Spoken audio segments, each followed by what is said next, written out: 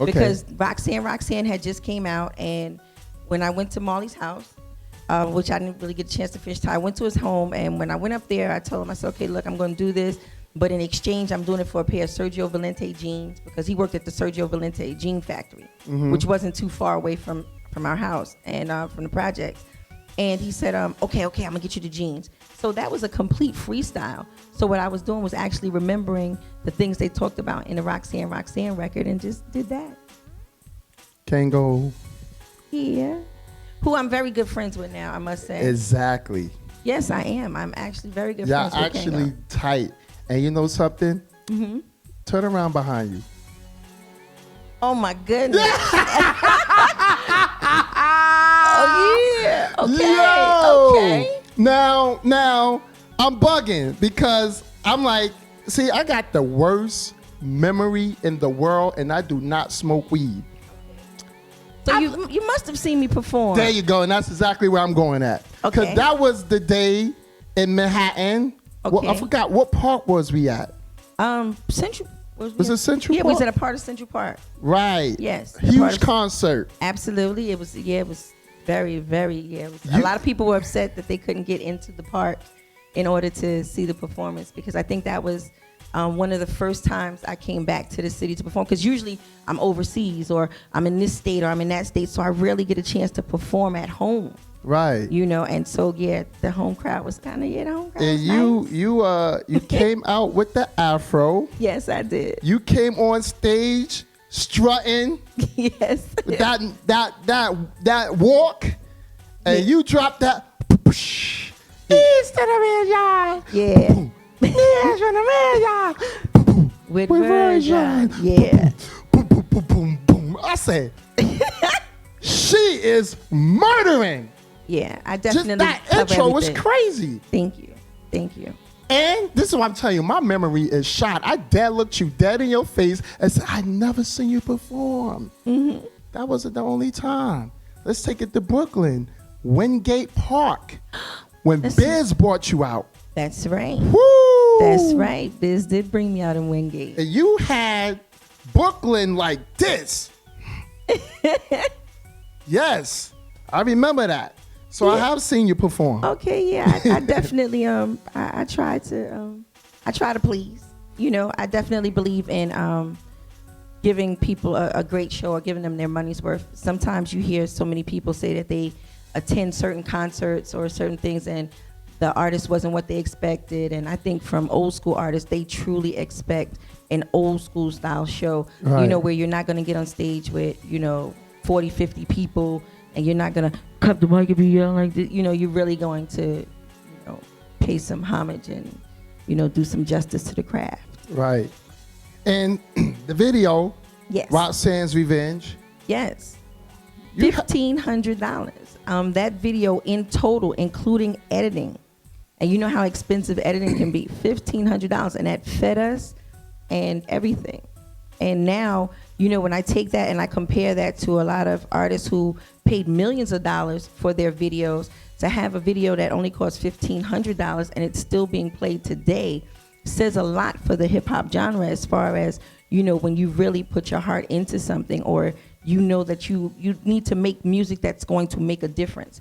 And because that song there made such a difference and had such an impact, $1,500 was all it took. Wow, that was the budget. That was the budget. $1,500 can't even get you the wardrobe in a video nowadays. And you can't, and we couldn't even ask for any more. So it was Wow. like, that was it. Like $1,500 and that's it. What was it like being the female in the Juice Crew, right? And, during that time, it was a male-dominated game, Absolutely. And like I said, you paid the way. So what was that like, being like one of the only females? Because it was a handful. Yes. Well, for me, what I did was I thought it out, as far as who was going to be part of my crew, who I was going to run with. That's very important when you choose, as far as being a female in any industry, is, who are your coworkers or your counterparts. And I feel as though they were my brothers from day one. Like, my history with Shan is before hip hop.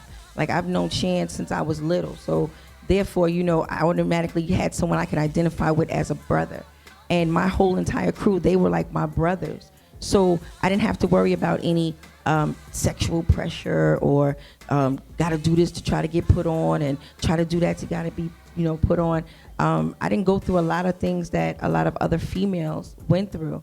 So I looked at the industry totally different. I looked at myself as one of the fellas without ever wanting to be a fella. Did they know Miss Peggy? Oh yeah, absolutely. That's why they didn't try your ass. Because Miss Peggy had that belt, that switch off the tree by the crib, and a 357. Oh yeah, she wasn't playing no games. Miss Peggy was not playing. Absolutely, absolutely. So yeah, and Miss Peggy definitely had a lot to do with it also. But I know that, you know, when you come into the industry, it was all about talent then. You're talking about a time when people still listened with their ears instead of listening with their eyes. See, now everyone listens with their eyes. So if it looks good, it sounds good, it must be good, so people follow it. Right. You know, and then it takes a little bit of time before they realize, like, man, that really don't sound good. Or I don't even know why I followed that trend. You know, that's really not good. But you're coming from an era when it was still about talent. Like, I came in the industry not to be a great female MC, but to be a great MC, period. Right. You know, I never felt that I was a female MC. I didn't look at it like that because I wasn't one of your Shyrox. You know, I wasn't like the plus one of a crew. Right. You know, I was just Shante. Right. And, you know, and that came from like artists like Pebbly Pooh and, you know, that were not part of a certain group that just came through and you were just you. Right. And that's how I felt about it. You know, up until I had went for the battle for world supremacy, and you know that time it was huge. It was a huge deal to be able to say that you are the best in the world.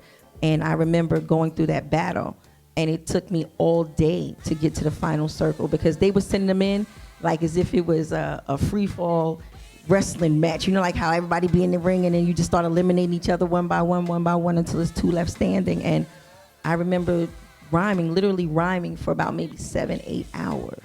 Wow. In order to be one of the final two. Wow. And then got to the final two and, you know, kind of got cheated out of being the one, you right. know. And, you know, I was once told that the reason why is because they could not allow the best in the world at that time to be a girl. Mm. You know, they wow. felt that, you know, that wasn't going to be a strong enough representation for hip hop. You know, it was already considered ghetto black music.